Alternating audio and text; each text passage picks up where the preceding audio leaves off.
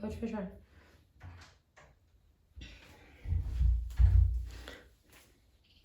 Olá pessoal, mais uma segunda-feira falando sobre alimentação complementar, que é aquele período em que o bebê completou 6 meses e a gente vai iniciar outro tipo de alimento que não seja só o leite materno ou a fórmula infantil. Então é um período muito importante e hoje eu vou falar sobre um assunto bem interessante dentro da alimentação complementar, que é como montar o pratinho do seu bebê.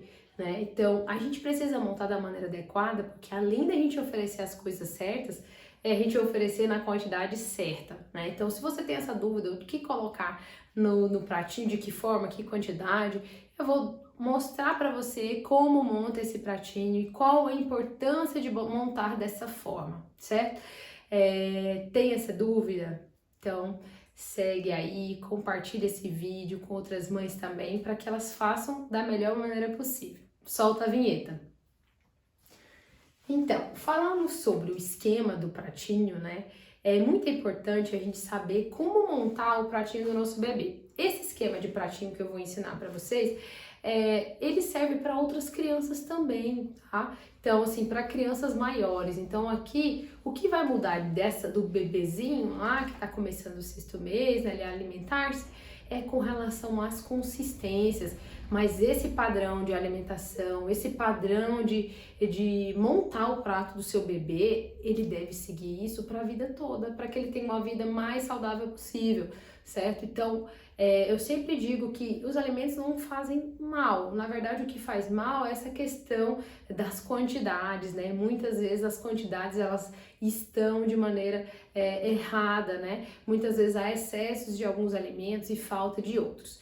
Então, nesse esquema aqui, eu vou mostrar o que geralmente a gente coloca no pratinho da criança e do bebezinho que vai começar a alimentação complementar. Então, aqui a gente tem um prato, né, que a metade dele deve ser as verduras, os legumes e as verduras. A outra metade deve ser cereal ou tubérculo. A outra metade a gente vai dividir em duas partes, que vai dar a proteína animal e a proteína vegetal. Então, é muito importante a gente entender por que tem que ser desse jeito. Qual que é o benefício da gente fazer dessa forma? Então, quando a gente faz dessa forma, a gente está garantindo um nutriente de cada grupo para o seu bebê que tem importância com relação ao seu crescimento, seu desenvolvimento, com relação ao funcionamento do seu intestino, a não sobrecarregar o rim dele, certo? Então, a gente coloca isso aqui com esse objetivo. Então, aqui na metade, em que a gente coloca legumes e verduras, o quanto mais variado você conseguir, melhor. Então, aqui é a fonte das fibras da alimentação do seu filho. Então, assim, quando a gente tem fibras na alimentação, o que acontece? Você ajuda o intestino a funcionar, ele é como se fosse aquele motor, né?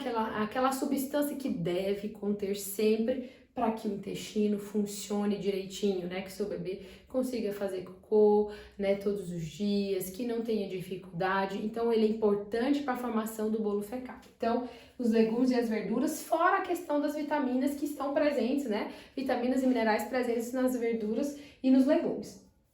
A outra parte é com relação ao cereal e ao tubérculo. Então, o que seria esse componente aqui, que seria a metade da metade, né? É a energia para o seu bebê. Então, a gente precisa colocar dessa forma, né? Então, o cereal ou tubérculo, quais são os representantes da alimentação? É o arroz, é o macarrão, é a batata, é o pão.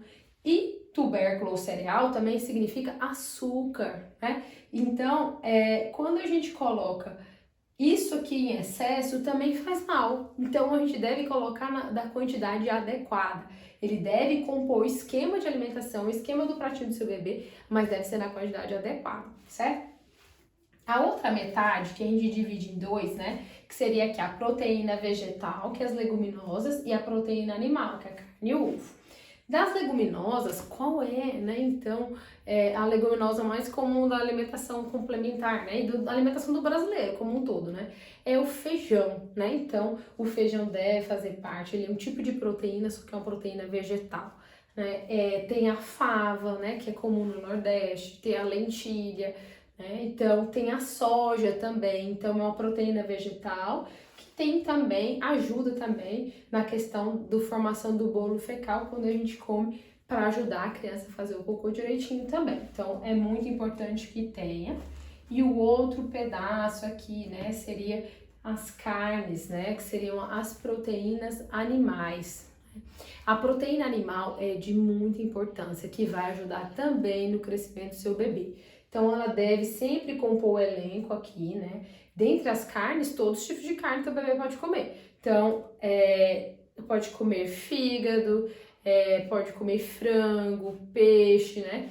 Então, todo tipo de carne ele pode comer. E o ovo, então após o 6º mês está indicada a utilização do ovo, porque ele é importante, também como uma fonte proteica. E o seu bebê vai fazer algumas vacinas também, né, que tem na composição o ovo, né? Na história de alergia e tudo, a gente vai ponderar algumas coisas, mas quando o bebê não tem nenhum histórico desse tipo, é realmente a ingestão que vai mostrar pra gente se ele tem ou não alergia, né? Quando a gente tem crianças que tem um histórico e tudo, a gente vai ponderar e conversar individualmente, a gente vai particularizar cada caso. Mas no geral, as crianças, a gente inicia no 6º mês esse item, né? Que são as proteínas animais. Então, quanto mais diversidade você oferecer, melhor para o seu bebê, porque cada alimento é fonte de vitaminas e minerais, então a diversidade que vai fazer com que ele tenha acesso a todas as vitaminas que estão disponíveis aí na alimentação, certo? Então, muitas vezes eu me deparo com as mães que dizem assim para mim, doutora, como que eu faço? Essa criança ela só come sopa, o que eu posso fazer de diferente? Então, eu mostro para elas isso daqui. Mãe, o prato do seu bebê pode seguir esse esquema. A sopa é uma forma de oferecer a papa para o seu bebê, né? Que é na forma em que você mistura tudo isso. Mas muitas vezes eu encontro alguns erros alimentares com relação a isso. Eu observo que tem criança que quando a mãe vai preparar a papa, ela coloca bastante, às vezes, verduras, né? Como uma forma, às vezes por falta de orientação também, né? Só que falta as outras coisas. Então, dá a falsa impressão de que a papa não está sustentando o bebê, certo? Então, por isso aqui, se você for fazer sopa, respeite essas questões de quantidades, né? Então, a sopa tem que ter legumes, a carne, as leguminosas que são feijão, tem que ter um item do cereal. Então, deve ser o item indicado na composição da papa, certo? Então, o bebê, às vezes, ele toma a sopa, né? E tá faltando as outras coisas, ele realmente fica com fome, porque tá faltando algumas coisas na composição da papa, certo? Então, nessa hora eu apresento essa outra possibilidade. O seu bebê pode comer comida dessa forma. Por que a gente orienta que seja assim, tipo, separadinho? A gente quer que o seu bebê conheça o gosto das coisas. E quando a gente faz dessa forma, é uma forma, né, para que ele conheça, que ele sinta, que ele experimente os gostos das coisas. E deve ser exatamente como você adulto faz, come as coisas separadas, o arroz, o feijão, a carne, a salada, tudo separado para que ele consiga, né, experimentar os gostos das coisas. Esse é o momento em que a criança está aprendendo isso. Então, daí a importância da gente fazer nessa composição e tentar oferecer de maneira separada mesmo. Então, para você que está com bebê aí, que está começando, né, a alimentação, ou que já começou e está tendo algumas dificuldades, isso aqui é uma forma para que a gente consiga fazer da maneira correta, principalmente com relação às quantidades, né, de proporções. A gente individualiza cada caso, né, de cada bebezinho, mas no geral é dessa forma que nós devemos fazer. É isso.